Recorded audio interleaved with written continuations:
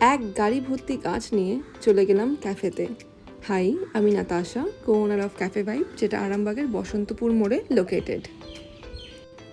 আমরা খাদ্যপ্রেমী হওয়ার সাথে সাথে প্লান্ট লাভার্সও বটে, আর তারই ছাপ আপনারা যারা ক্যাফে ভাইবে এসছেন নিশ্চয়ই অনুভবও করেছেন। আমাদের এই গাছের প্রতি ভালোবাসাই কিন্তু ফুটে উঠেছে আমাদের ক্যাফের ডেকোরেশন বা থিমের মধ্যে।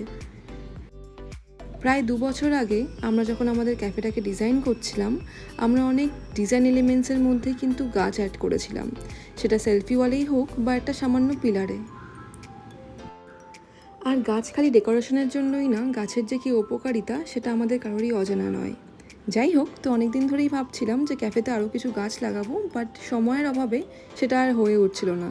তাই রবিবার যখন একটু সময় পেলাম, এক ছুটতে চলে গেলাম নার্সারিতে কিছু গাছ কেনার জন্য, আর সেইগুলো দিয়ে সাজিয়ে ফেললাম আমাদের ক্যাফেটাকে।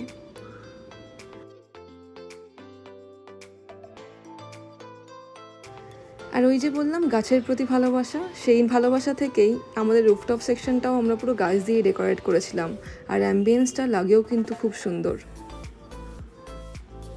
আপনাদেরও কি আমাদের মতো এই গাছের নেশা আছে? জানাবেন কিন্তু অবশ্যই। আর এই নতুন গাছগুলো ক্যাফেতে কেমন লাগছে সেটাও কিন্তু কমেন্ট করে অবশ্যই জানাবেন। চলুন, দেখা হবে নেক্সট আরেকটি ব্লগে। আজকের মতন টাটা।